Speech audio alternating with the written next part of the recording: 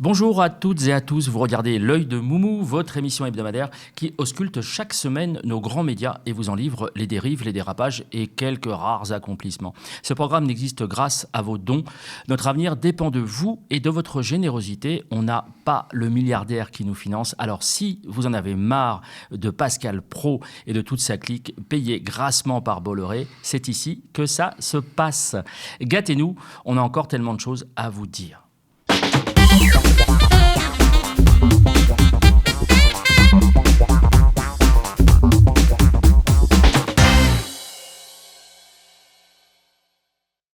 Avant de démarrer cette nouvelle chronique, je voulais lire un communiqué officiel. En mon nom personnel, ainsi qu'au nom de l'ensemble des équipes du Média TV et du Directoire, je tenais à vous souhaiter une belle et heureuse année 2026. Que celle-ci soit remplie de joie, de bonheur petits et grands, pour vous et vos proches. Non, je déconne évidemment, je vous souhaite une très belle et très heureuse année 2026 et je joins évidemment les équipes notamment du Média. J'accueille avec grand plaisir Bélir Nabli, l'invité, le premier invité de l'année quand même, ça fait quel effet ? Bonjour et merci de cette invitation. Je suis honoré d'ouvrir donc l'année, si j'ai bien compris. Ah bah absolument. Vous avez une actualité littéraire dont on va évidemment parler. Alors vous êtes professeur de droit, vous êtes essayiste également. Et puis les fidèles du Média vous connaissent puisque vous êtes régulièrement intervenu sur cette antenne. Et puis je précise que je vous avais sollicité, vous aviez répondu très aimablement, je vous avais sollicité avant les fêtes de fin d'année, avant les fêtes de Noël, enfin on s'en fout, ce débat me fatigue complètement, avant les fêtes d'hiver. Je vous avais sollicité et évidemment, là nous sommes mardi, nous enregistrons ce mardi et puis il s'est passé ce qui s'est passé ce week-end avec évidemment la capture du président vénézuélien et puis la mainmise des États-Unis sur ce pays. Et donc évidemment, ça va prendre une grande partie et ça a pris une grande partie de l'actualité durant ces derniers jours et nous allons évidemment en parler. Mais avant les tops et les flops, place au préambule avec un S cette fois-ci parce qu'il y en a plusieurs. Alors, on avait parlé la semaine juste avant Noël, je crois. On avait parlé de cette histoire de bûche. Alors, je ne sais pas si vous êtes au courant de cette histoire de bûche qui serait traquée par des policiers algériens. Ça vous parle, ça, ou pas ? Ça m'a l'air très intéressant, en tous les cas. Ah ouais, c'est CNews. Je précise que vous aviez pris les vacances. CNews, en fait, avait fait un reportage complètement stupide où, notamment, Gabriel Cluzel expliquait qu'il y avait des policiers en Algérie qui traquaient les bûches de Noël parce que par anti-catholicisme ou anti-chrétienté, je ne sais pas trop. Et puis, donc, la télévision algérienne, nos amis d'AL24 s'en sont amusés, notamment Narimen Zekar, qui est notre consoeur d'AL24, et voilà ce qu'elle a produit. Alors, entre autres, parce qu'il y a eu plusieurs reportages où ils se sont littéralement, pardon de l'expression, foutus de la gueule de CNews, au point que des pâtisseries maintenant ont des bûches de Noël CNews. Je vous laisse regarder. Je déclare donc ouverte la cérémonie des Hebdo Show Awards de la fake news. Alors vous demanderez pourquoi ? Eh bien parce que quand les fake news deviennent un sport national en France, on ne peut que récompenser la performance.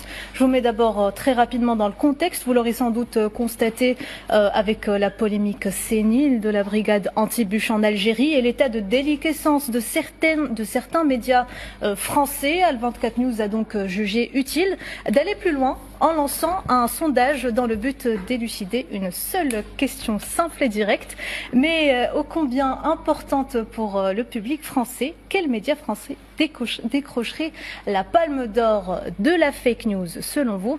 Et donc on a enregistré une participation assez massive. Alors je vous mens pas que sur ce point-là, le résultat était assez serré entre le journal du dimanche et Le Point, mais c'est le JDD qui remporte le prix du média écrit, presse écrite de la meilleure fake news avec 40,3% des voix. Bravo, applaudissements.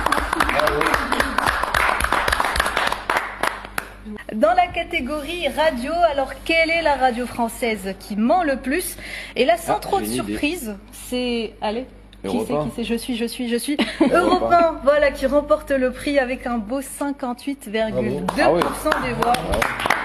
Oui, ce soir. Et bien sûr, pour la catégorie que nous attendions tous, quelle chaîne de télévision arrive en tête en termes de désinformation en France? Et bien sûr, c'est une victoire fracassante pour l'indétrônable CNews, plus communément appelé fake news, avec un incroyable 85,1% des voix. Je pense que même les employés de CNews ont voté. Ah bah c'est sûr. Du coup, bravo CNews. Allez. Voilà donc 3 médias, mais bizarrement un seul et même commanditaire. Je vous invite à applaudir Vincent Bolloré aussi, qui a signé un magnifique triplé ce soir. Bravo.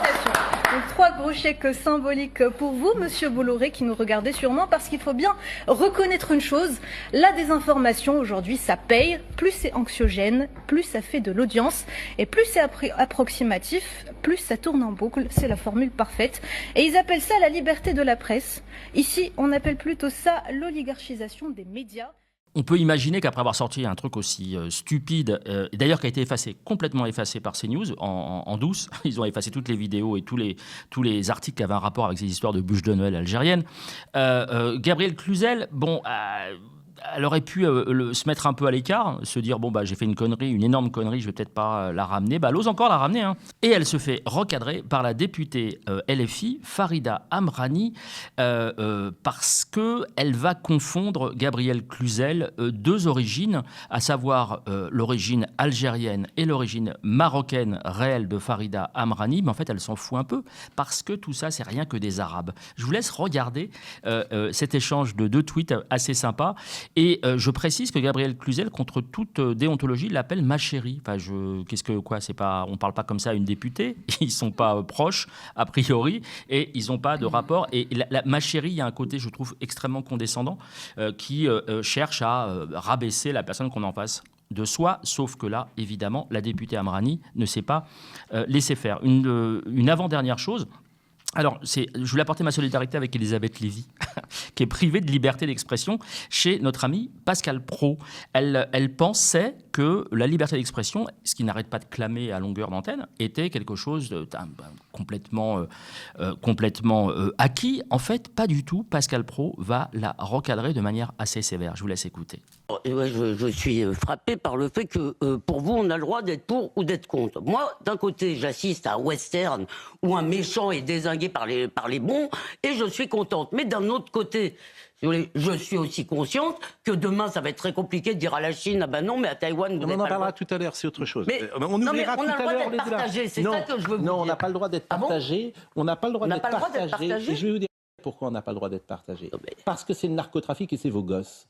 C'est la cocaïne. Donc, il ne faut pas dire en permanence qu'on mène une guerre mondiale contre le narcotrafiquant. Et quand un narcotrafiquant est pris, il ne faut pas venir pleurer. Mais Pascal, on ne peut pas parler de liberté d'expression toute la journée, me dire que sur un événement pareil, on a le droit qu'à une seule position. Mais qu'est-ce que vous en pensez de le fait de brandir, comme ils l'ont fait notamment au moment de la fermeture de C8 ? Alors, je rappelle que C8 a été fermé par la volonté de Bolloré, c'est pas du tout par l'Arcom. Hein. L'Arcom a juste retiré la TNT. Donc, ça aurait très bien pu rester en l'état sur un réseau XYZ. Qu'est-ce que vous pensez du fait de brandir comme ça à chaque fois la liberté d'expression comme quelque chose de pur. On va parler après de l'état de droit, mais je fais un petit parallèle. Mais cette espèce de pureté que serait la liberté d'expression totale et absolue, qui évidemment renvoie au premier amendement des États-Unis d'Amérique. Alors, on est en France, comme diraient certains. Ouais. On est chez nous. C'est ça, ouais. Tout ça pour dire, premièrement, qu'effectivement, ils sont malins. Parce que la liberté d'expression est à la base de la vie démocratique. Mmh. Mais là où ils le sont beaucoup moins, et qu'ils relèvent d'une forme de démarche un peu machiavélique, c'est que cette liberté d'expression qu'ils mobilisent, elle est à géométrie variable.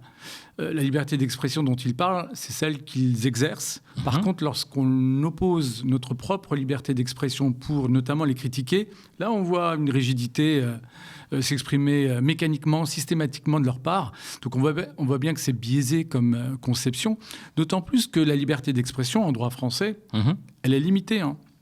Elle n'est pas absolue. Elle est limitée par des qualifications qu'on connaît tous. Hein. On ne peut pas injurier à l'injure publique, à la diffamation. Ce sont des délits pénaux qui constituent des limites à la liberté d'expression. Donc même un média mainstream comme CNews devraient le savoir et respecter à la fois les limites de la liberté d'expression et je dirais même plus leur propre cahier des charges. Ils ont des obligations en tant que chaîne d'information et c'est en cela, c'est à cause du fait qu'ils transgressent leurs propres obligations particulières en tant qu'antenne qu'ils sont régulièrement sanctionnés par l'Arcom. Mais vous savez aussi que leur victimisation ne peut pas avoir de limite. Ils peuvent se victimiser ad vitam aeternam. Il n'y a pas de règles, il n'y a pas de loi qui interdisent de victimiser, quitte à mentir, notamment sur l'affaire de C8. Comment on en voit le bout de ça ? C'est là où c'est intéressant et c'est en cela que CNews n'est pas... le phénomène CNews s'inscrit dans un mouvement plus global qui fait directement écho notamment au trumpisme. Parce que du côté des États-Unis, il y a aussi cette mobilisation, cette convocation de la liberté d'expression pour mieux l'instrumentaliser contre ses ennemis, ses adversaires politiques. Et c'est en cela que c'est très malsain comme démarche, parce que finalement, c'est une manière en vérité d'essayer de légitimer le monopole de la vérité vraie, de la parole publique et de diaboliser son adversaire et d'essayer de l'écarter précisément de l'espace public dès lors qu'il ne s'aligne pas sur votre propre idéologie, lorsqu'il s'agit d'idéologie. Et dans le cas de CNews, incontestablement, on a plus affaire à une chaîne d'opinion, et donc teintée d'idéologie, que d'une chaîne d'information. Ce qu'il refuse évidemment d'admettre à longueur d'antenne. Alors, une autre chose, une autre grosse information, à part le Venezuela, ça a été évidemment ce drame subi par notamment des jeunes gens, même très jeunes, dans cette boîte de nuit en Suisse. Et donc, on devrait, normalement, il devrait y avoir une espèce d'accord pour avoir un moment de deuil, un moment de recueillement, un moment de respect. Non, pas du tout. Ils vont tout simplement aller se planter directement face à Mélenchon et à la LFI pour faire un lien entre l'incendie, la mort de ces 40 pauvres gamins. C'est offert par Louis Morin, qui est Alors Louis Morin, c'est un journaliste officiellement, mais moi je le qualifie de fanzous de Retailleau parce qu'il a fait un reportage, un documentaire où il va suivre Retailleau pendant des mois et c'est vraiment hagiographique. C'est complètement à la gloire de Retailleau. Et donc Louis Morin va réussir à raccrocher les wagons de ce drame dans cette boîte de nuit en Suisse avec Mélenchon et LFI. Je vous laisse écouter, c'est absolument abject. Louis. Oui, un petit mot sur l'émotion à géométrie variable que l'on peut avoir sur ce type d'événement. C'est un événement qui est évidemment extrêmement proche de nous, qui se déroule en Suisse. Et vous le savez, dans la hiérarchie de l'information, il est normal de traiter avant tout les événements qui sont proches de nous. Visiblement, ce n'est pas la même logique pour l'ensemble des personnalités politiques, parce que vous voyez, du côté de LFI, il n'y a eu aucune réaction de Jean-Luc Mélenchon, aucune réaction de Mathilde Panot, aucune réaction de Rima Hassan sur X, qui sont pourtant d'habitude si promptes à réagir et même à surréagir au moindre événement qui peut se dérouler beaucoup plus loin, notamment dans la bande de Gaza. Et effectivement, cette émotion à géométrie variable, aujourd'hui, elle est extrêmement choquante parce qu'elle est le signe d'une volonté de séparatisme, d'une volonté de diviser plus que de rassembler. Et aujourd'hui, devant un tel drame, devant l'horreur qui vient de se dérouler, on a besoin, au contraire, de se sentir les uns avec les autres, de sentir qu'on est unis. Donc c'est un peu comme les musulmans, enfin les musulmans d'apparence, quoi qu'ils fassent, s'ils sont intégrés, s'ils font des études, c'est qu'ils vont faire de l'entrisme pour les fréristes. S'ils sont barbus avec une djellaba, ce sont des fréristes. Dans tous les cas, ils sont perdants. On a un peu l'impression qu'avec LFI, c'est à peu près la même chose. Alors je ne suis pas l'avocat des LFI. Je dis simplement qu'on a l'impression au fil des tables rondes, des rendez-vous là sur ces chaînes, qu'il faut toujours raccrocher les choses à LFI et que LFI prenne position ou ne prenne pas position, de toute façon, ils ont perdu et ça leur permet à ces chaînes-là, me semble-t-il, de taper à bâton rompu sur leurs adversaires politiques, puisque comme vous l'avez dit tout à l'heure, c'est une chaîne d'opinion. Est-ce que vous partagez ce point de vue ? Objectivement, il y a une obsession LFI. Pas la peine d'être militant ou apparenté. Objectivement, il y a une obsession des médias mainstream autour de l'objet LFI, comme s'il s'agissait là de l'adversaire à abattre. Toute la question étant de savoir pourquoi. Et puis, ce sentiment de diabolisation, il est nourri aussi par ce phénomène plus global qui est la faculté des acteurs publics à nourrir la post-vérité, c'est-à-dire à instrumentaliser les faits, à essayer de jouer avec les faits pour leur faire dire ce qui ne signifie pas. Et donc, LFI fait l'objet de cette instrumentalisation-là. Le problème, c'est qu'il n'y a pas forcément de contre-pouvoir. Il n'y a pas de fact-checking, là, pour le coup, dont pourrait bénéficier LFI, sauf peut-être certains médias ou certaines émissions comme celle-ci qui sont susceptibles d'apporter la contradiction par rapport à un certain narratif. Mais effectivement, la difficulté aujourd'hui, c'est véritablement faire face à cette post-vérité qui consiste à pouvoir mentir éhontément, instrumentaliser ou détourner ou réécrire les faits dans une posture qu'on pourrait qualifier de révisionniste.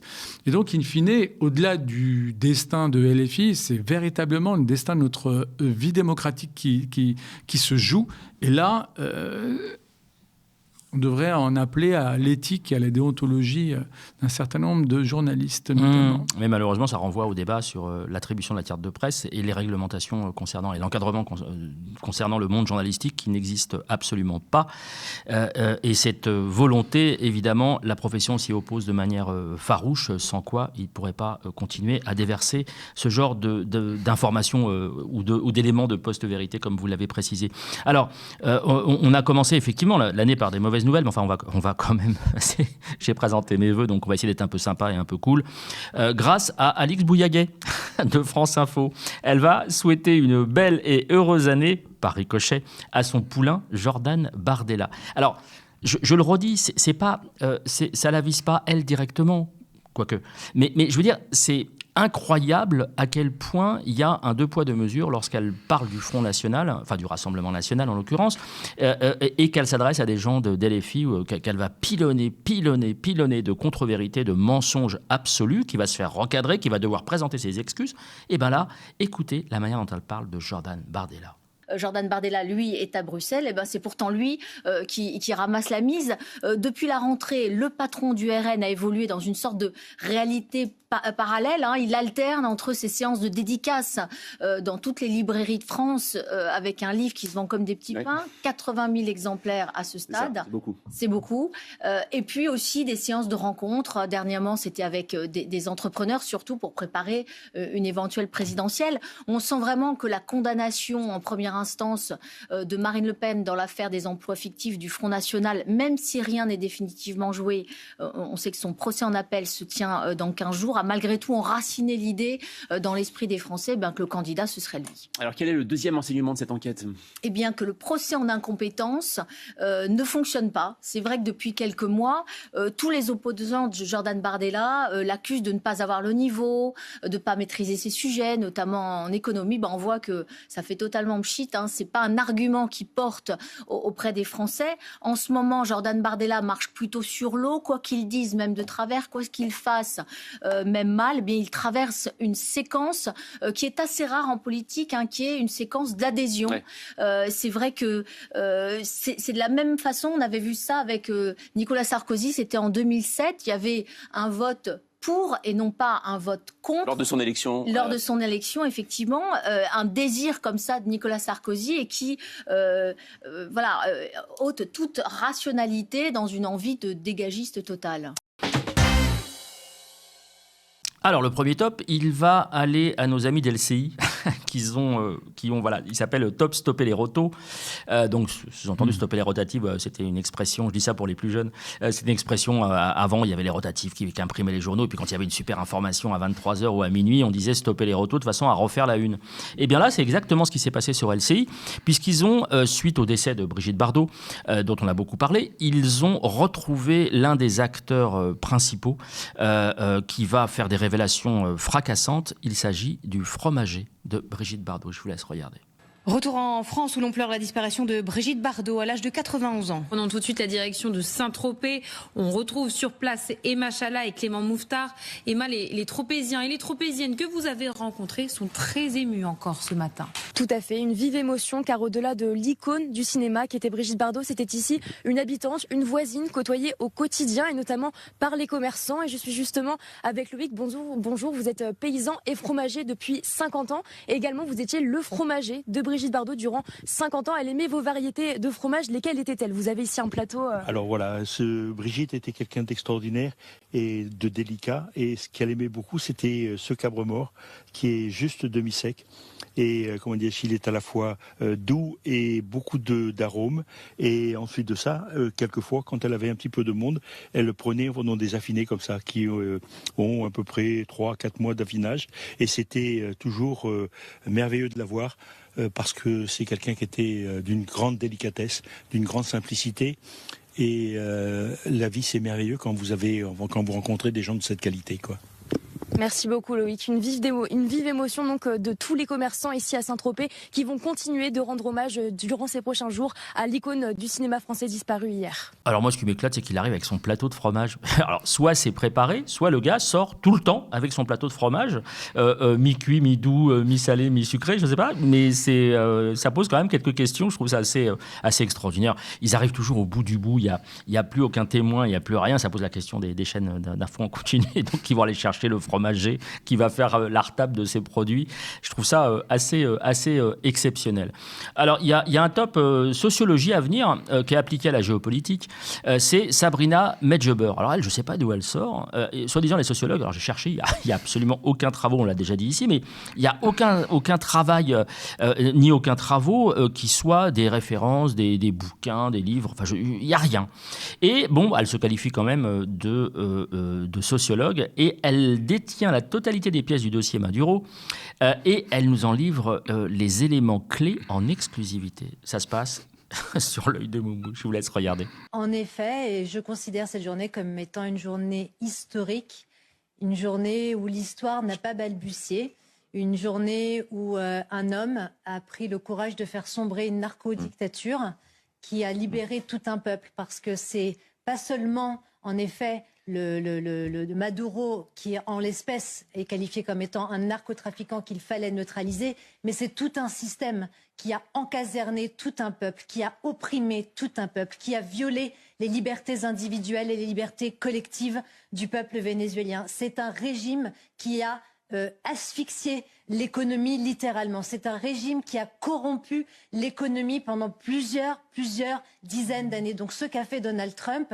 il l'a fait avec courage, il n'a pas balbutié. Et l'histoire retient aujourd'hui que, il me semble, que le peuple vénézuélien ne se confond pas en spectacle lacrymal parce qu'il y a eu une soi-disant ingérence étrangère, mais je pense qu'il se ravit, il se réjouit aujourd'hui d'être libéré d'une véritable emprise. Xenia parlait tout à l'heure de c'est le pétrole, peut-être qu'il s'agit d'une sorte de satisfecit ou d'une sorte de facétie parce que, en réalité, l'intérêt économique, c'est le pétrole. Mais Donald Trump, j'ai écouté sa conférence de presse, il a parlé d'immigration, il a parlé des gangs de Tren de Aragua, il a parlé du gang des Soleils, ces gangs de narcotrafiquants qui tuent des Américains et qui tuent également des Vénézuéliens. Donc Donald Trump a remis également au goût du jour le principe de la frontière. La frontière chez qui, pour nous, est conçue comme une sorte de virtualité sans titre ni propriété. Donald Trump a rappelé ce qu'est une frontière,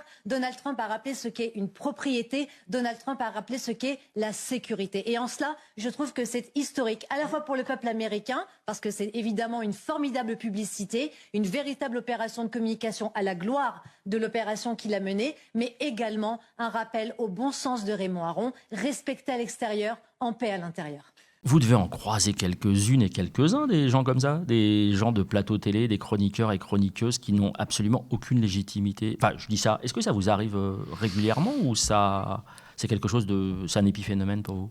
Alors, si j'ai bien suivi, Elle est plutôt chroniqueuse de CNews. Ah oui, complètement. Même que sur CNews. Ouais. Et elle est qualifiée de sociologue, donc de scientifique. C'est quand même une spécialité de CNews de pouvoir avoir comme chroniqueur des gens qui n'ont aucune légitimité.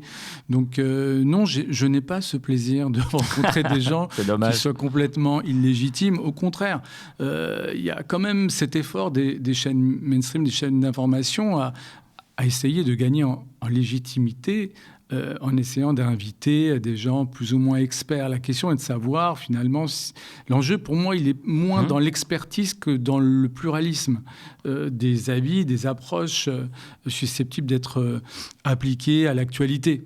Et là, c'est pas gagné, effectivement. Il y a des profils qui sont à peu près toujours les mêmes. D'ailleurs, c'est à peu près toujours les mêmes invités. Oui, bien sûr. Donc, ça, je trouve ça plus intéressant. C'est moins la qualité d'experts. Vous trouverez toujours des universitaires, des sociologues. C'est très large, la sociologie. C'est très large, le droit, etc. Le problème, c'est de savoir si les médias permettent de croiser différents regards, différents types d'analyses. Et là, pour le coup, je trouve qu'on n'est pas à la hauteur de ce pluralisme-là. On pourrait dire la même chose du point de vue strictement des politiques. Oui, aussi, c'est vrai. Je parlais plus de légitimité que d'expertise. Légitimité, vous êtes plus expert que moi sur la nature et les équilibres des plateaux, mais il y a quand même une volonté de donner cette impression d'une répartition des cartes. Vous avez grosso modo le chroniqueur ou éditorialiste politique, donc un généraliste, un journaliste généraliste, et des experts de différents domaines, le militaire, l'internationaliste, le juriste, le spécialiste de questions politiques, voilà. Ouais. Donc non, d'un point de vue de l'apparence, ils arrivent à relever ce défi-là. Après, encore une fois, tout l'enjeu, il est plutôt dans le degré d'analyse, c'est-à-dire sa profondeur, la possibilité de pouvoir exprimer vraiment ce qu'on pense. Autrement dit, l'enjeu de l'autocensure, parce que même si on ne vous cadre pas a priori, vous savez qu'on est quand même dans un type de média. Et puis oui, il y a cette sanction, on n'est pas obligé de l'intégrer. On a chacun son curseur aussi. Bref, il y a plus de codes non écrits, des règles non écrites, que de véritables codes a priori.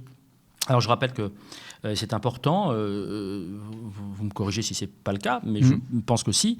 Je rappelle que vous êtes de manière bénévole sur les plateaux de télé et vous m'aviez expliqué, la fois où vous étiez passé, je crois, il y a un an et quelques, vous nous aviez expliqué que vous n'étiez pas rémunéré de façon à conserver votre liberté, justement, de pouvoir dire, ne pas dire, et surtout de pouvoir ne pas revenir. Oui, ça reste la première raison. Après, ça ne veut pas dire qu'à contrario, quelqu'un qui est payé est forcément plus restreint. Ça renvoie à notre éthique personnelle. Tout simplement.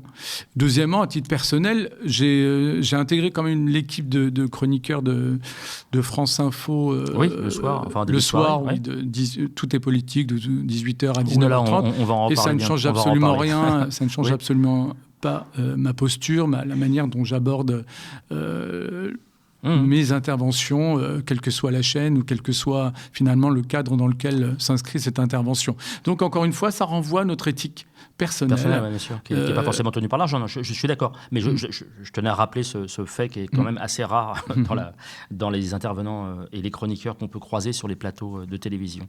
Un top journalisme moderne et intelligence artificielle. On va revenir dans 2 semaines, je crois, sur les questions d'intelligence artificielle, parce que ça vient vraiment brouiller et rebattre les cartes de l'information. Et là, il y a une certaine Myriam Palomba. Est-ce que vous la connaissez, Myriam Palomba ? Vous avez de la chance. C'est une exfiltrée de chez Hanouna qui relaie le pire du pire, et notamment alors, sur le Venezuela. On va voir une vidéo, qui est évidemment une vidéo issue, générée par l'intelligence artificielle, et elle se déclare journaliste. Il n'y a aucun problème pour elle. Simplement, elle va relayer, alors que tout le monde l'alerte en lui disant attention, c'est une vidéo générée par l'IA. Il y a plein d'éléments qui montrent. Il y a un drapeau, par exemple, vénézuélien qui flotte, vous allez voir, alors que personne ne le tient. Mais bon, elle s'en fout complètement. Vive le nouveau journalisme.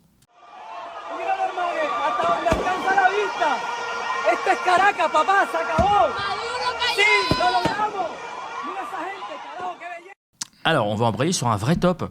C'est rare, hein, c'est un peu bizarre, mais c'est comme ça. C'est un top priorité réelle.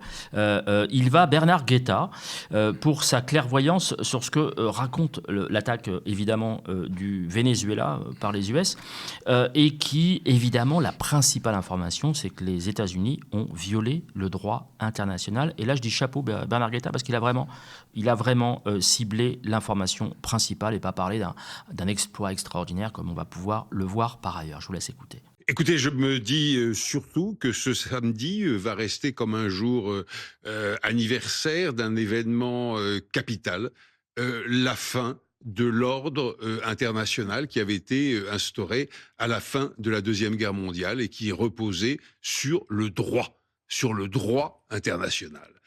On a vu cet après-midi, on a entendu cet après-midi un président des États-Unis dire non seulement qu'il avait fait arrêter, de quel droit, en vertu de quoi, un chef d'État pour lequel, par ailleurs, je n'ai mais alors rigoureusement aucune sympathie. C'est un type absolument abominable. Mais là n'est pas la question. Là n'est pas la question.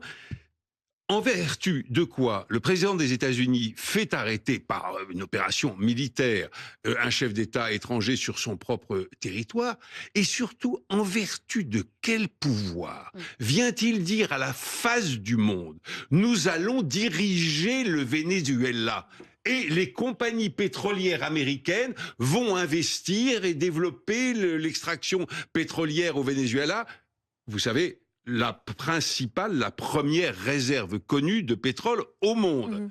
Et même s'il a corrigé depuis, ce que dit Bernard Guetta va à l'encontre de, par exemple, de ce qu'a pu écrire Emmanuel Macron sur les réseaux sociaux dans un premier temps, qui a d'ailleurs été salué, le message de félicitations d'Emmanuel Macron a été salué, je le rappelle, par deux grands pontes internationaux, à savoir Pascal Praud et Donald Trump. Ça raconte quand même quelque chose.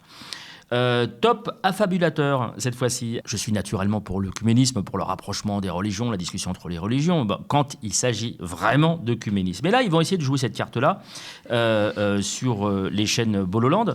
Et c'est Christine Kelly qui va s'y coller. Et elle va parler du sens de Noël avec une brochette de gens que vous allez voir. En fait, c'est un ramassis de réac de premier ordre. Alors, on va mettre de côté, pour être sympa, le personnage tout droit sorti de Disney. Mais le prêtre, par exemple, avec le col romain, c'est Raffray. Et Raffray, c'est vraiment l'un des pires réacs qui va participer à des camps, je dis bien des camps, notamment, je crois que c'était en Eure-et-Loire, nos amis antifascistes l'avaient révélé, des camps de formation et d'instruction d'identitaires. Donc on est face à quelqu'un, de manière, quelques-uns même, tous ces gens-là, en fait, ont un point commun, c'est pas du tout qu'ils ont une religion propre, c'est qu'ils sont tous ultra réacs, ultra passéistes, sur un certain nombre de questions de société notamment, et forcément ils s'entendent comme des larrons en foire sur ce plateau, en plus d'une chaîne de Bolloré. Alors là, encore plus problématique plutôt, un top négationniste. Alors tout à l'heure vous avez employé le terme négationniste, c'est quand même fou qu'on en revienne à parler de ça, de révisionnisme et de négationnisme. Oui, c'était révisionnisme, tout à l'heure, pardon. Mais qu'on en revienne à utiliser ces termes en 2025-2026, ça pose quand même quelques questions. Thomas Soto, donc le journaliste, remet le couvert. Donc après avoir nié, je rappelle, les crimes de guerre de l'armée française en Algérie, et il l'avait fait face à Jean-Michel Apathy, là, il va y aller gaiement. Si on est anticolonial, c'est simplement qu'il y a un loup antisémite en soi. Il va s'attaquer directement à Émeric Caron face à Manuel Bompard, alors non pas en le qualifiant d'antisioniste ou d'anticolonial, mais évidemment le contre-Uno antisémite. Il y a une autre réaction, je voudrais vous lire, celle de votre collègue député LFI, Émeric Caron. Les États-Unis sont quand même beaucoup plus doux qu'Israël. Les Israéliens ne se seraient pas embarrassés à kidnapper Maduro et sa femme. Ils les auraient réduits en poussière avec une centaine de membres de leur famille, de leurs amis, de leurs connaissances et des gens qui passaient par là. Est-ce que l'obsession anti-israélienne d'Émeric Caron ne commence-t-elle pas à poser un problème pour vous à LFI ? Mais est-ce que c'est faux ce qu'il dit évidemment que le gouvernement israélien a des méthodes qui sont des méthodes inacceptables. Mais là, en l'occurrence, on parlait du Venezuela. Et là, son obsession anti-israélienne, et on peut même dire anti-juif, ça commence à se voir, non? Non, alors d'abord, il n'y a pas d'obsession anti-juif. Regardez ces tweets. Non, il n'y a pas d'obsession anti-juif à la France Insoumise.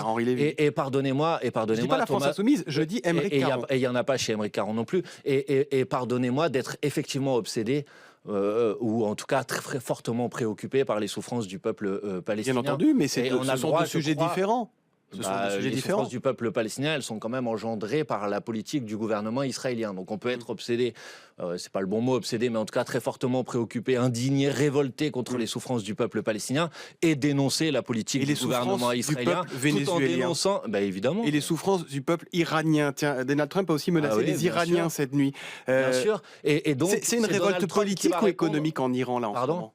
Non mais alors ça c'est une polémique que j'ai vue pendant l'été. Il y a eu. C'est pour ça que je vous propose de clarifier. Je n'ai pas besoin de clarifier parce que je pense que les médias l'ont bien fait. Il y a eu des nouvelles manifestations qui ont eu lieu, qui se sont déclenchées quelques jours avant le premier de l'an, qui avaient pour motivation, pour point de départ, la situation économique en Iran. C'est pas juste moi qui le dis. C'est parti, par exemple, des commerçants, des bazars de Téhéran sur le problème de l'inflation, de la surinflation. Et dans un contexte qui est un contexte plus large, évidemment. Et ces manifestations qui sont parties de ces motivations économiques, elles ont évidemment, et elles portent évidemment une opposition et un rejet plus large. Est-ce que vous souhaitez, je soutiens. Est-ce que vous souhaitez que le pouvoir des mollahs tombe? Mais évidemment, mais je l'ai dit à de multiples reprises. D'ailleurs, on a beaucoup commenté la prise de parole de Jean-Luc Mélenchon devant une commission d'enquête à l'Assemblée nationale il y a quelques jours, où il a rappelé évidemment notre opposition totale au régime iranien. Comment est-ce que d'abord vous avez vécu, vous, cette accusation d'antisémitisme? Non, pas du tout. Non? Parce qu'on se rappelle, on en reparlera tout à l'heure, mais on se rappelle de votre altercation avec vous n'en êtes pas le fautif, mais avec Olivier Rafovitch, le porte-parole francophone de l'armée israélienne, qui vous avait qualifié d'avocat du Hamas. Mais jamais ils sont allés jusqu'à vous qualifier d'antisémite. Non, mais ce qui est important, c'est la démarche et le raisonnement qui procède d'une stratégie de communication que vous avez bien mis en lumière, à savoir que pour neutraliser toute critique de l'État d'Israël, il y a ce contre-nous, ce contre-argument qui consiste à qualifier son adversaire ou son interlocuteur d'antisémite.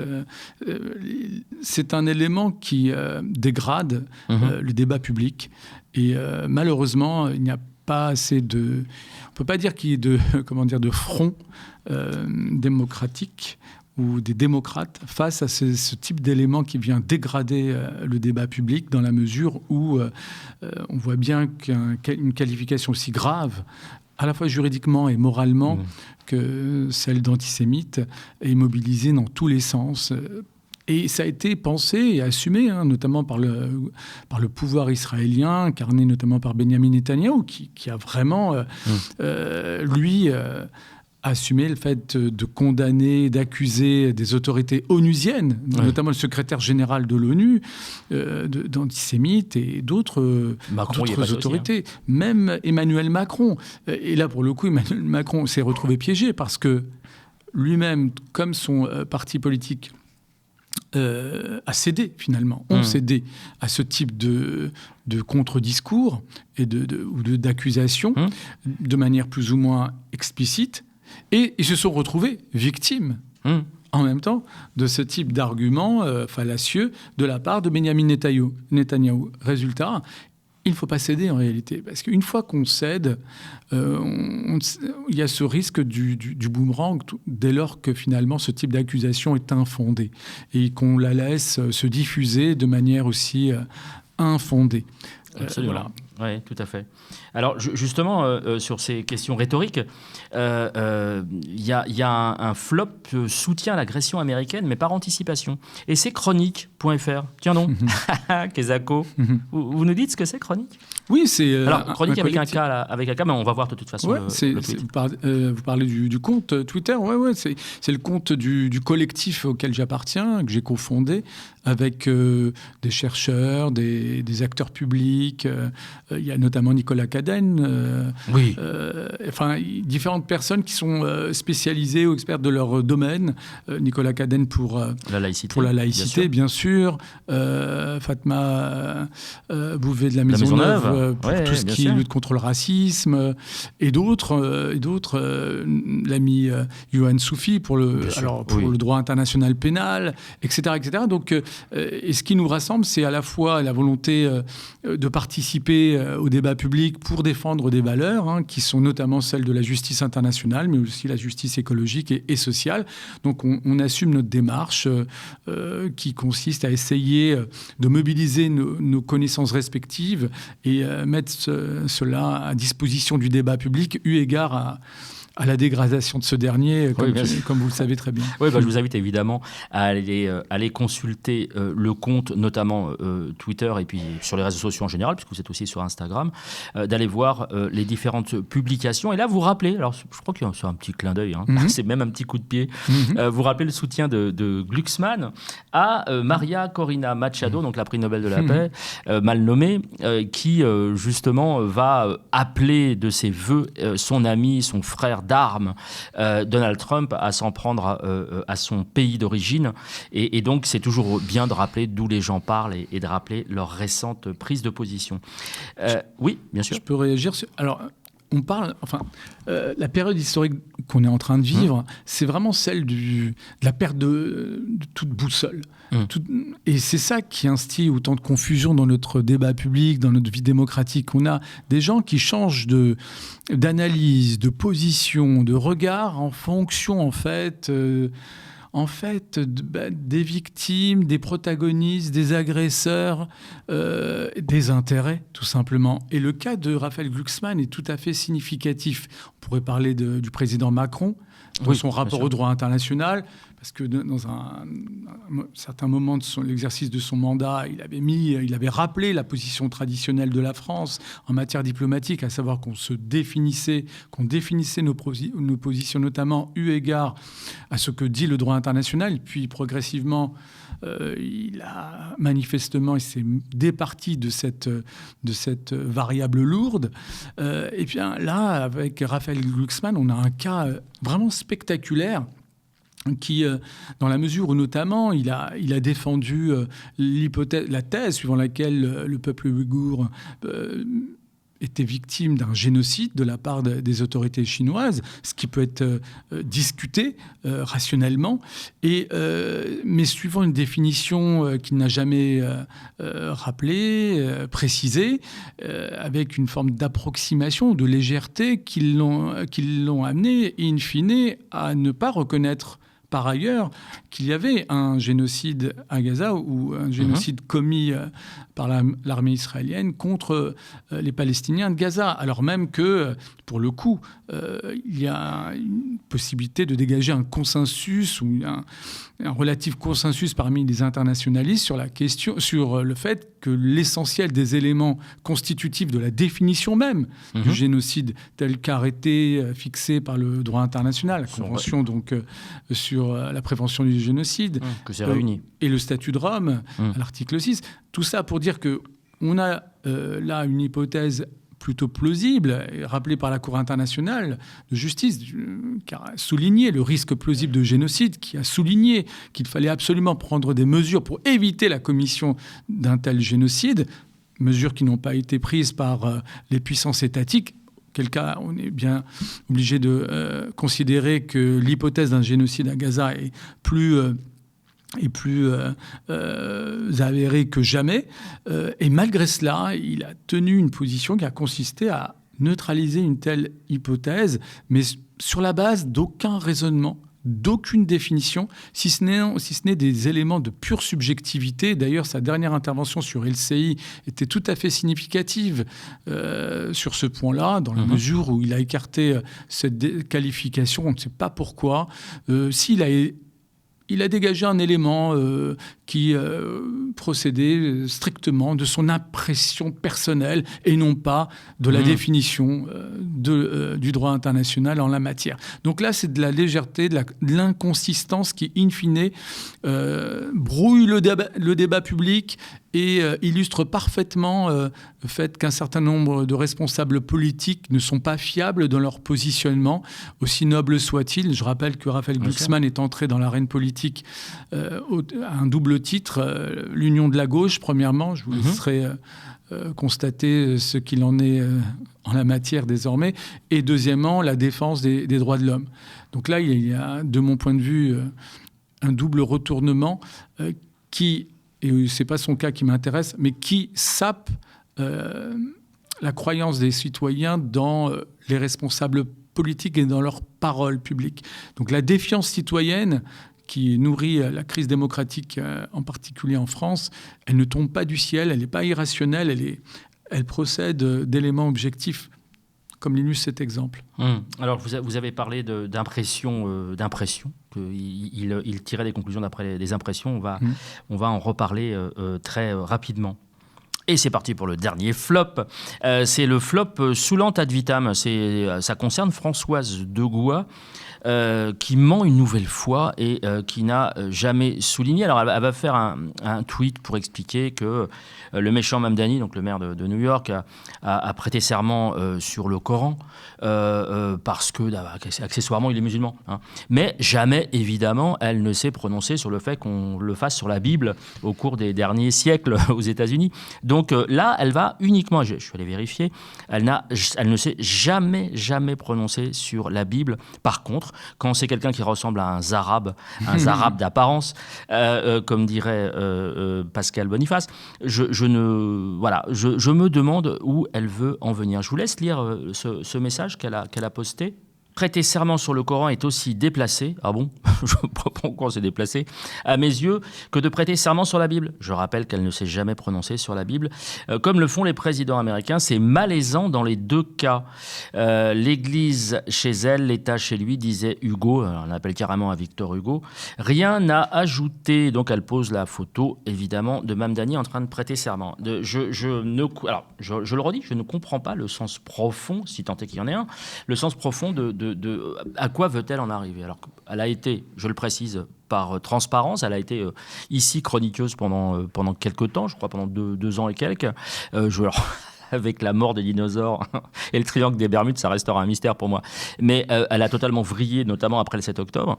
Elle ne fait plus partie des chroniqueuses et des chroniqueurs du média, je le précise, parce que la question revient de manière assez régulière quand on parle de Françoise Degois, même quand on n'en parle pas d'ailleurs, quand elle essaie de faire parler d'elle. Maintenant, les chroniqueuses sur Sud Radio, avec des gens qui flirtent avec le complotisme, enfin bref, elle est à sa place, pour le coup. L'affaire Mamdani, c'est quand même extraordinaire. On arrive quasiment à le faire passer pour un arabe, alors que le mec, il est pas du tout, il a aucune origine autre que les siennes, qui sont à la fois asiatiques et africaines. Et là, on a l'impression que parce que alors je crois que c'était un super reportage de Frontières qui avait produit un tweet à la con où ils expliquaient, c'était assez drôle, ils expliquaient que la preuve qu'il est islamiste, que c'est un frériste, que c'était un proche des frères musulmans, c'est que 20% de son staff, 20% des hauts cadres de la ville de New York qui ont été nommés après son arrivée sont pro-palestiniens. Et que donc ça sous-entendrait que... Alors, en fait, ils n'ont pas compris. Ils n'ont pas non plus le gaz à tous les étages, mais ils n'ont pas compris qu'en disant 20% de gens qui sont pro-palestiniens signifie que 80%, donc l'écrasante majorité, justement, ne sont pas. Et si ça avait été le cas de soutien à des fréristes ou à je ne sais qui, Mamdani aurait nommé 80% de gens proches, soit du milieu musulman, soit des Palestiniens, enfin je ne sais pas. Et donc, il y a toujours ce truc-là.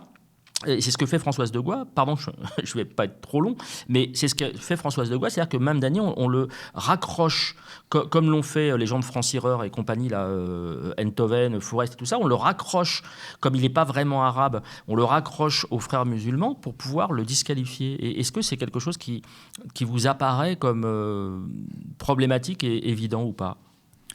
Non, c'est significatif.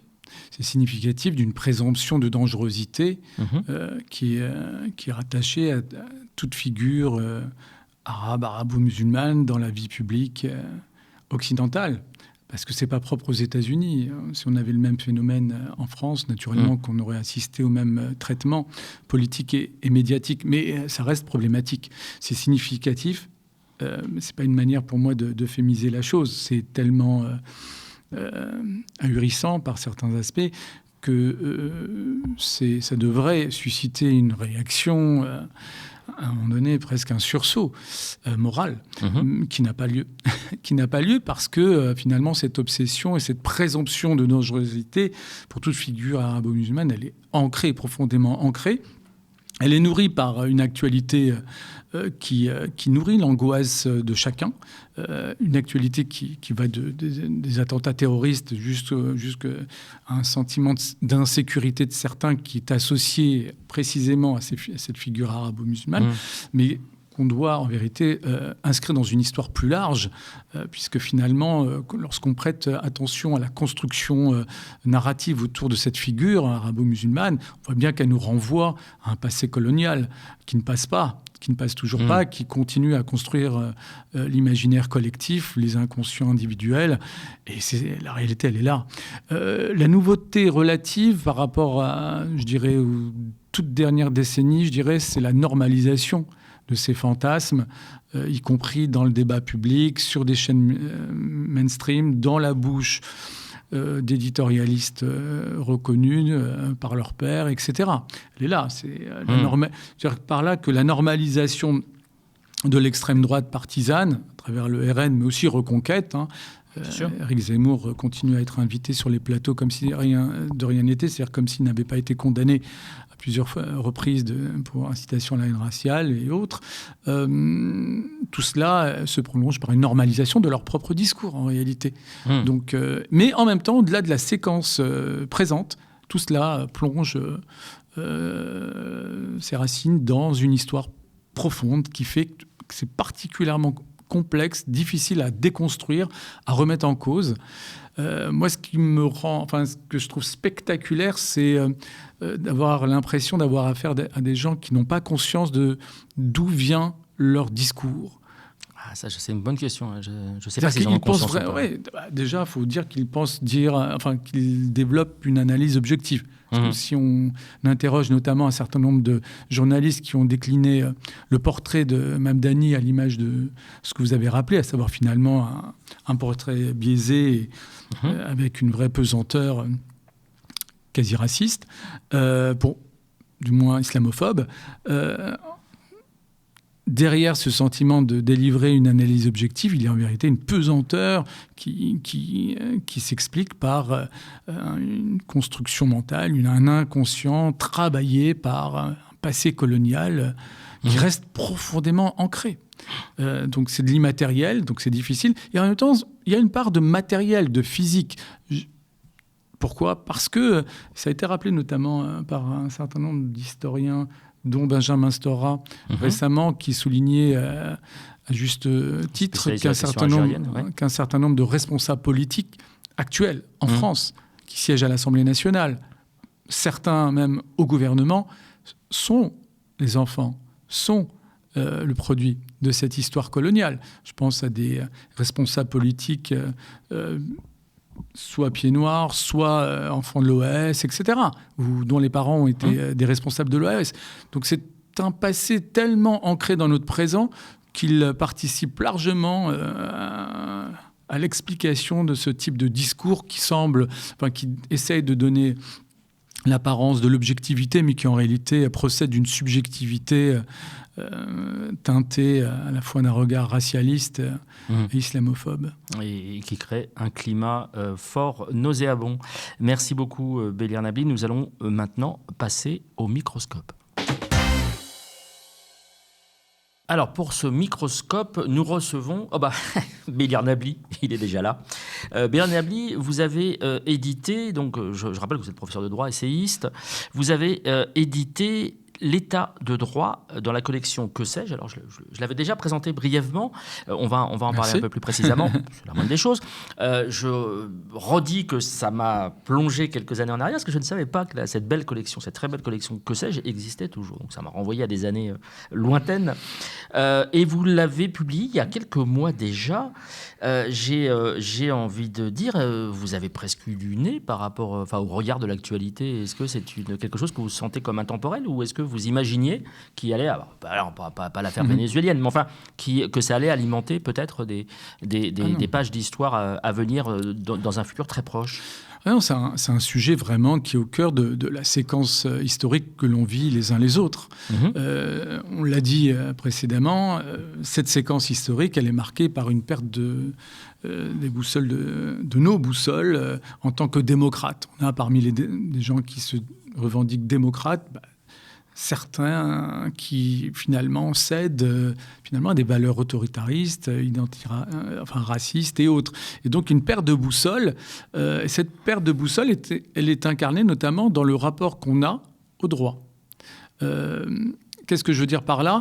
L'idée d'état de droit, qu'est-ce que ça signifie? Ça signifie que l'État, le pouvoir de l'État, sa puissance, doit être limité par le respect du droit.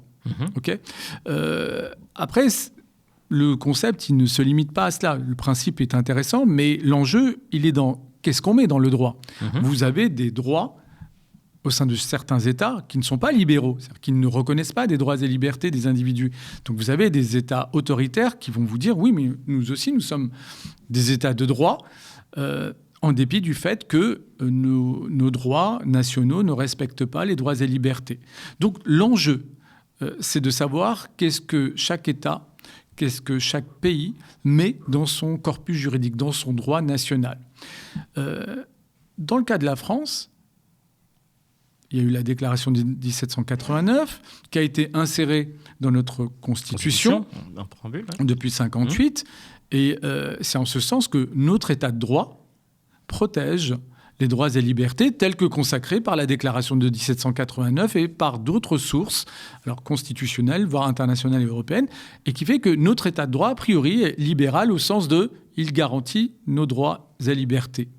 L'enjeu aujourd'hui pour la France, comme pour les autres démocraties, c'est finalement si l'on va garder cet attachement à la protection des droits et libertés par le pouvoir lui-même. C'est ça qui est en train d'être testé par les différents pouvoirs politiques plus ou moins illibéraux qui se manifestent à des degrés différents dans les différentes démocraties. Aux États-Unis, c'est manifeste. Il y a un conflit notamment entre le pouvoir fédéral, le pouvoir exécutif de l'administration Trump et de l'autre les juges fédéraux. Et d'une certaine manière, les juges fédéraux sont pratiquement les derniers remparts avant une forme de basculement de la nature même du régime américain, sachant que, et ça c'est très important parce que ça nous renvoie à notre propre situation, sachant que ce qui est incarné traditionnellement, le quatrième pouvoir, à savoir les journalistes en général et les médias en particulier, ce quatrième pouvoir qui était en fait un contre-pouvoir, n'est pas forcément à la hauteur de sa fonction démocratique. On va y venir très rapidement. Et donc c'est ça l'état de droit, c'est pas simplement un concept juridique. Être en mesure d'analyser l'état de droit dans un pays, c'est une manière aussi de mesurer la qualité de sa vie démocratique. Alors ce qui est très important dans ce que vous dites, c'est qu'on mesure, si je comprends bien, que l'état de droit, la notion d'état de droit n'est pas universelle. Tous les États de droit n'ont pas la même qualité, dans la mesure où, certes, si on s'en tient à une définition a minima de l'État de droit, c'est quoi la définition a minima? C'est le fait qu'il existe des normes juridiques, des règles juridiques hiérarchisées et qui sont garanties par un juge. Voilà. Donc on a un grand théoricien, Hans Kelsen, qui a défendu cette conception de l'état de droit. L'état de droit, c'est simplement le fait qu'il puisse exister un ensemble de normes juridiques hiérarchisées dont la garantie est respectée par un juge. Sauf que, précisément, sous l'influence de gens plus exigeants du point de vue libéral, au sens politique du terme, libéralisme politique, on a voulu intégrer dans cette définition le fait que parmi les normes juridiques supérieures, donc la Constitution en particulier, il puisse être garanti, protégé, donc, nos droits et libertés. Ce qui a pu justifier, in fine, le développement de ce qu'on appelle la justice constitutionnelle, donc le contrôle de constitutionnalité des lois. Et pourquoi c'est très important ? Parce que dès lors qu'on a un mécanisme de contrôle de constitutionnalité des lois, ça signifie qu'une majorité au pouvoir, une majorité politique, bien que légitime du point de vue démocratique, lorsqu'elle adopte une loi, cette loi ne peut pas faire n'importe quoi. Elle doit respecter notamment une norme juridique supérieure, la Constitution, qui contient, qui protège nos droits et libertés.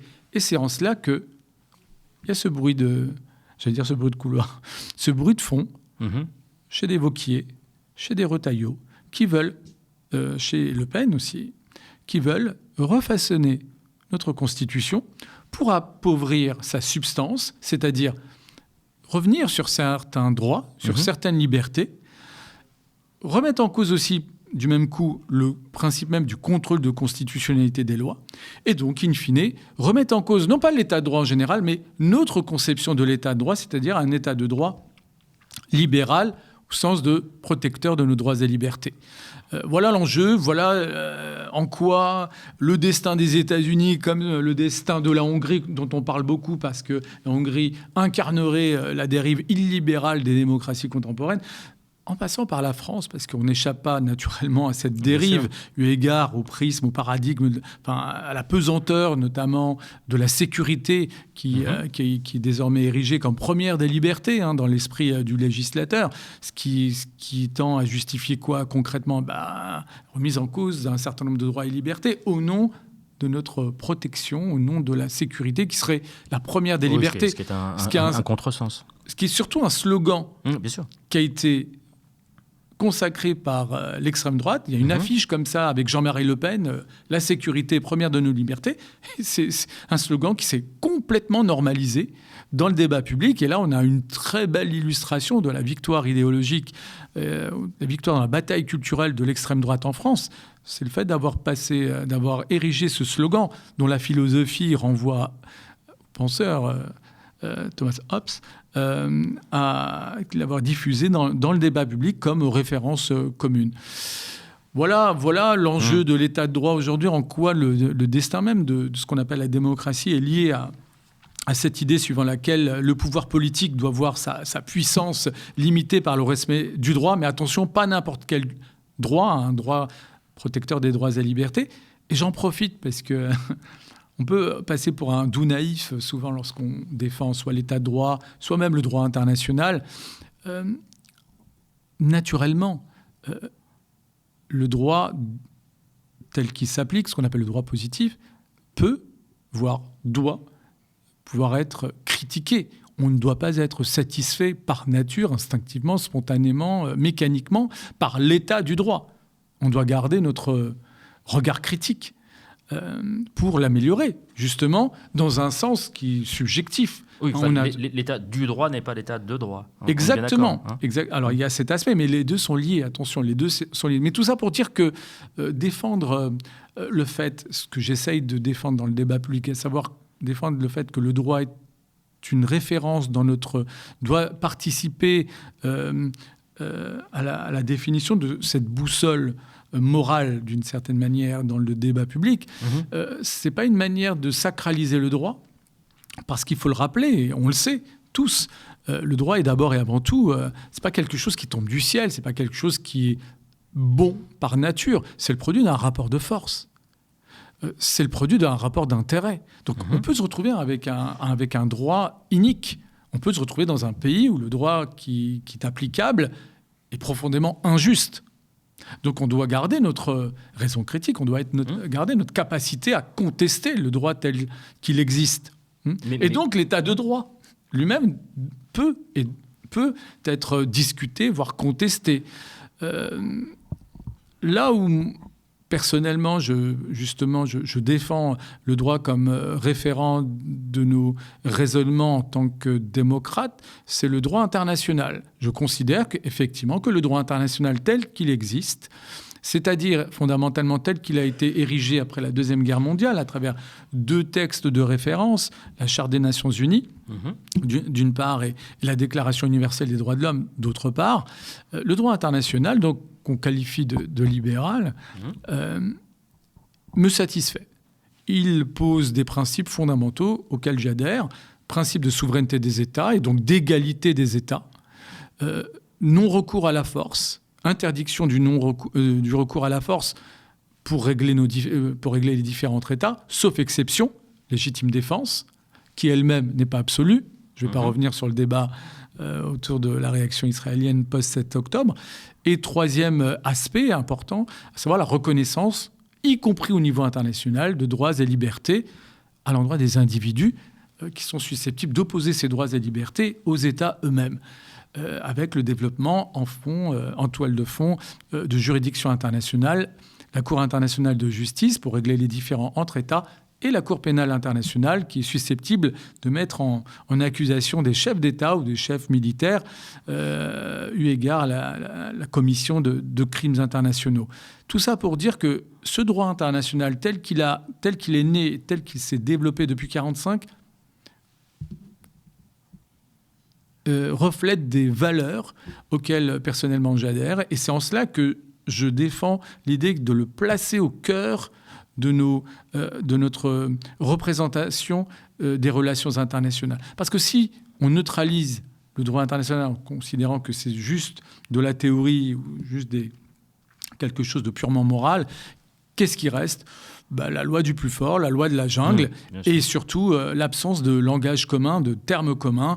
Et finalement, celui qui garde le dernier mot, c'est tout simplement le plus fort. C'est ce qu'a compris à la fois Vladimir Poutine dans sa confrontation avec l'Ukraine, et surtout aujourd'hui le président Trump, président américain, qui précisément a compris tout l'intérêt de ne jamais invoquer le droit international pour mieux légitimer, justifier le rapport de force, parce qu'il a acté le statut de première puissance mondiale des États-Unis, que pour lui, en fait, Trump, ce qu'il faut bien comprendre, c'est qu'il considère qu'il y avait quelque chose de frustrant dans le fait d'être la première puissance mondiale sans pouvoir traduire en acte ce rapport de force favorable. C'est ça qui le frustrait. Il ne comprenait pas. Parce que lui, c'est un businessman qui, justement, déduisait mécaniquement dans les négociations commerciales un rapport de force en acte. Et là, il ne comprenait pas qu'en tant que chef de la première puissance mondiale, il ne pouvait pas, pour autant, imposer sa volonté. Et donc, là, son deuxième mandat est beaucoup plus radical que son premier mandat, parce qu'il a décidé, en fait, de passer outre toute contrainte, toute limite, dès lors que, en tant que première puissance mondiale, il était légitime de son point de vue à imposer sa propre volonté. Et qu'il avait pourtant dénoncé au moment notamment de l'invasion de l'Irak en 2003. Alors, l'heure tourne. Je vais juste pour rebondir sur ce que vous venez de dire, je vais vous montrer un extrait. C'est l'intervention d'un journaliste qui est du Figaro, qui s'appelle Arthur Berda, et il va de manière absolument époustouflante parler de la question, il va partir de la question évidemment du Venezuela, et il va en venir à expliquer que LFI, parce qu'il faut toujours raccrocher LFI, sinon ça n'a pas d'intérêt, il va expliquer sur BFM TV, on n'est pas sur CNews, il va expliquer que LFI minimise la révolte du peuple iranien dans un premier temps, ce qui n'est pas le cas. Ils ont été très clairs sur ça d'après les messages que j'ai pu voir de la part des cadres de ce parti, et puis, de ce mouvement. Et puis, en fait, il va expliquer que si, soi-disant, les cadres LFI ont minimisé leur soutien au peuple iranien, sous-entendu, ils soutiennent les mollahs, c'est parce que, rebelote, ils ne souhaiteraient pas déplaire aux Arabes de banlieue, qui sont naturellement antisémite et donc soutien des mollahs. Et alors, il ne le dit pas comme ça, Berda, parce qu'il n'a pas le courage de le faire. Il y avait un confrère à lui de BFM qui avait dit, qui avait accusé Villepin d'être antisémite, et il avait dit, il s'est excusé après, mais il avait dit que ces propos-là, les propos de Villepin concernant, je crois que c'était les acteurs américains qui n'osaient pas trop prendre position par rapport à ce qui se passait au Moyen-Orient, il avait dit que c'était un propos antisémite. Et il avait dit, si on avait entendu ça de la part d'un petit arabe de banlieue, c'était normal. mal de la part de Villepin, c'est quand même problématique. Et donc il est revenu en arrière, il a fait machine arrière. Lui n'a même pas ce courage, le petit Berda n'a même pas le courage de citer les gens. Et il va surtout employer, et c'est pour ça que je voulais juste vous le faire écouter, il va surtout employer un terme qui est celui, je rappelle qu'il est journaliste au Figaro, celui de droit de l'homiste. C'est-à-dire un terme complètement emprunté à l'extrême droite de l'extrême droite. Je rappelle que le terme droit de l'homiste ou droit de l'homisme signifie qu'on use et qu'on abuse des droits de l'homme pour transformer la société en un truc où débarqueraient tous les migrants de la Terre, qu'il n'y aurait plus d'une espèce de truc où on va fumer des pétards et je ne sais quoi d'autre. Et donc ça, c'est un journaliste sur BFM TV qui va tenir ces propos. Je vous laisse écouter. Embryon de révolution qui devrait normalement réjouir les droits de l'homiste de tous horizons, mais pas les mélenchonistes qui décidément ne sont jamais à une contradiction près. Non, pour éviter de se mettre à dos la clientèle électorale durement conquise ces 2 dernières années à grand renfort de communautarisme, les Insoumis ont décidé de minimiser la révolte perse et de n'y voir qu'un mouvement contre la vie chère. Il faudrait presque se pincer. Oui, je voudrais juste revenir sur l'expression que vous avez évoquée, droit de l'homiste. Elle symbolise parfaitement cette expression, encore une fois, cette diffusion du langage, des mots, des représentations de l'extrême droite. Mais dans une dynamique de normalisation.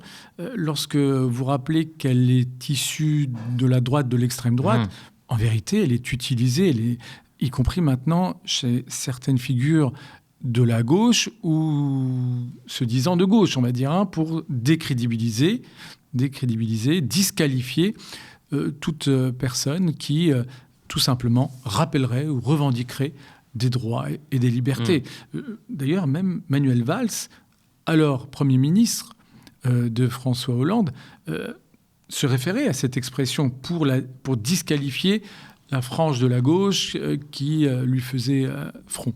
Donc c'est une expression vraiment significative de la diffusion de la matrice idéologique de l'extrême droite et ce qui incarnait un progrès, à savoir la défense des droits de l'homme, est devenu presque une insulte, une injure dans le débat public, tout simplement parce que ça traduit une acceptation, une résignation face à un imaginaire qui, pour le coup, est issu de l'extrême droite. Je vous renvoie vers la tribune parue, je crois, il y a 2-3 ans maintenant.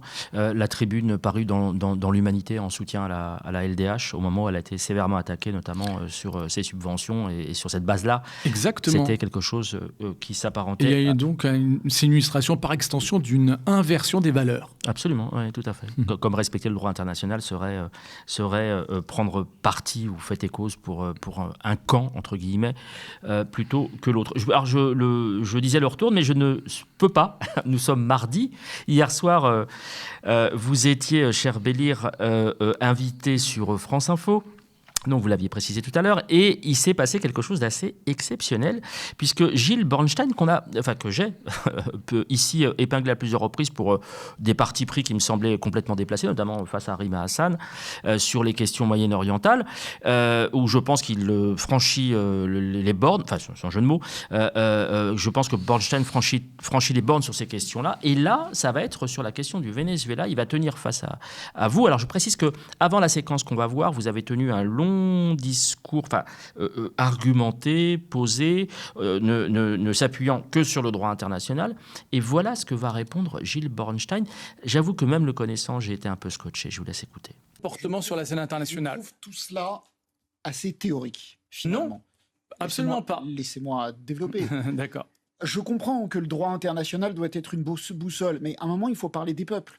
Si ne pas respecter le droit international permet justement de minorer l'importance de la loi du plus fort, alors la question est posée. Vous avez dit ce qui se joue, c'est un rapport au droit. Ce qui se joue aussi, c'est l'intérêt du peuple vénézuélien.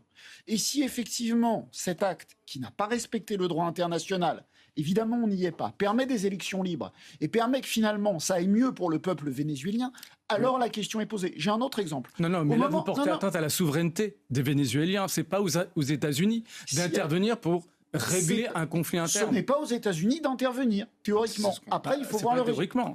Bien sûr. Après, il faut voir le résultat. Et ce qu'il en adviendra pour le peuple vénézuélien ne peut pas être complètement évacué. Laissez-moi terminer. Ne peut pas être complètement évacué du débat. On a eu le même débat au moment de l'intervention américaine à Téhéran. Alors, effectivement, les bombardements... En Irak. Non, là je parle de Téhéran. Les bombardements américains, suite à ceux d'Israël, les bombardements américains contre les installations nucléaires étaient, à l'inverse, venaient à l'encontre du droit international. Mais le monde est-il plus sûr avec un Iran qui a un arsenal nucléaire dégradé, quitte à ce que le droit international... Je me rappelle, sur ce plateau, vous avez dit cette intervention, ces bombardements me choquent parce qu'ils ne respectent pas le droit international. Certes, ça ne respecte... Vous changez de registre. Mais dans un premier temps, vous parlez du respect du peuple et après, vous parlez d'un monde plus sûr. On n'est plus dans le même registre. Le bien-être des peuples. Et mais je n'ai pas la prétention de... Je ne suis pas un universitaire. Voilà, je vous dis ce que je ressens en tant que citoyen. C'est quand même problématique.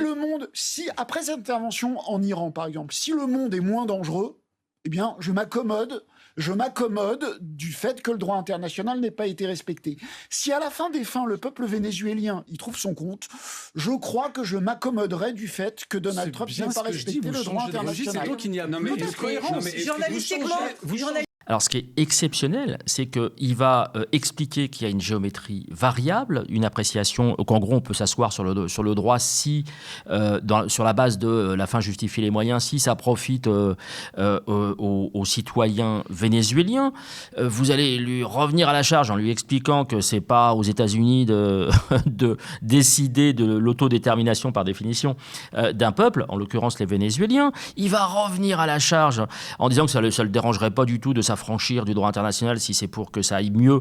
Alors on a envie de dire quoi mieux, comme en Irak, comme en Syrie, comme en Libye. Enfin, on a quand même quelques exemples. Et d'ailleurs, vous dites à un moment, vous parlez de l'Irak, non, il parlait de l'Afghanistan. Mais sauf que quand on a en tête l'Irak, on imagine bien que c'est pas la solution miracle. Et puis, dernier argument, alors ça m'a scié. Dernier argument, il va dire, je ne suis pas universitaire et je m'exprime comme un citoyen en donnant mes impressions. Alors, c'est pas son travail. Il est journaliste, a priori, il devrait s'appuyer sur quelques éléments. Comment vous avez vécu cette séquence ? Comme une séquence significative d'une séquence plus large, la séquence historique dont nous parlons depuis le début de l'émission, savoir qu'on est entré dans un nouveau cycle de notre histoire contemporaine qui conjugue à la fois perte de quelconque boussole, remise en cause de ce qui constitue les référents du débat démocratique, notamment le respect du droit, qu'il soit dans l'ordre interne ou dans l'ordre international. Alors là, ce que je trouve plus intéressant que la mise en avant d'une forme de subjectivité, qui est dangereuse en soi, parce que sinon on ne parle plus la même langue, au-delà de la subjectivité qui met en avant, c'est au nom d'un certain pragmatisme. Il faudrait accepter la loi du plus fort parce que ça serait faire montre d'une forme de pragmatisme. Sauf qu'en fait, c'est un piège que d'accepter ce type de raisonnement. Pourquoi ? Parce qu'aujourd'hui, ce pragmatisme, il vous sied, ou il peut vous satisfaire, dès lors que s'abat sur l'un de vos adversaires ou ennemis politiques cette force. En l'occurrence Maduro. Mais il y a le risque que cette force se retourne contre vous, dans la mesure où nous, Français, ne représentons qu'une puissance moyenne. Parce que nous, Européens, pèsons peu face à la puissance américaine. Donc si on accepte, en tant qu'Européens ou en tant que Français, la loi du plus fort, par pragmatisme, cette forme de cynisme... Pragmatisme affiché. Cette forme de cynisme, en fait, elle risque tout simplement de se retourner contre nous. Et là, lorsqu'il y aura un moment... En fait, le basculement, il est très simple. C'est si les États-Unis décident d'imposer, de traduire en acte leur volonté de s'accaparer le Groenland, qu'est-ce qu'on aura comme contre-argument ? On respecte ou pas le droit international en l'occurrence ? Ah oui, ou non ? Par pragmatisme, ils sont plus forts. Doit-on se plier à leur volonté ? Ils diront qu'il n'y a pas de dictateur au Groenland et que c'est pas le même cas d'école et ainsi de suite. Non, mais surtout, c'est un faux pragmatisme que d'essayer de se plier à la loi du plus fort. C'est surtout du cynisme, mais un cynisme qui revêt le risque de s'abattre à un moment donné contre nous-mêmes, Européens, Français ou autres. Merci infiniment. Je rappelle Bélir Nabli, l'état de droit, inédit chez Que sais-je. Je vous invite vraiment à le lire. En plus, il se lit assez facilement. Et puis, on peut le reprendre de manière assez régulière et récurrente lorsqu'on a un doute. Et j'aimerais bien que mes confrères et mes consoeurs aient parfois des doutes sur ce qu'ils racontent, notamment face à vous. Je vous remercie donc infiniment. Merci à vous. On va rapidement passer au coup de cœur. Et puis après, je rendrai l'antenne, promis, juré. Le coup de cœur de la semaine va aller à Jean-Michel Sicot, qui est un photographe de presse que j'ai connu que je connais depuis un petit moment, que j'ai connu quand je travaille à Libération, qui est excessivement talentueux. Et il va... alors, le vernissage a lieu le 9 janvier à partir de 19h. Il va donc inaugurer une exposition à la galerie Impression avec un S qui se trouve 17 rue Melay, MES-LAY. C'est dans le 3e arrondissement de Paris, métro République. Et donc, l'exposition va avoir lieu, elle, du 7 janvier au 7 février. Évidemment, je vous y invite et je rappelle, le vernissage a lieu ce vendredi 9 janvier à partir de 19h. Merci infiniment à toutes et à tous. Encore tous mes vœux pour cette nouvelle année. Merci d'avoir suivi cette émission et je vous dis à la semaine prochaine.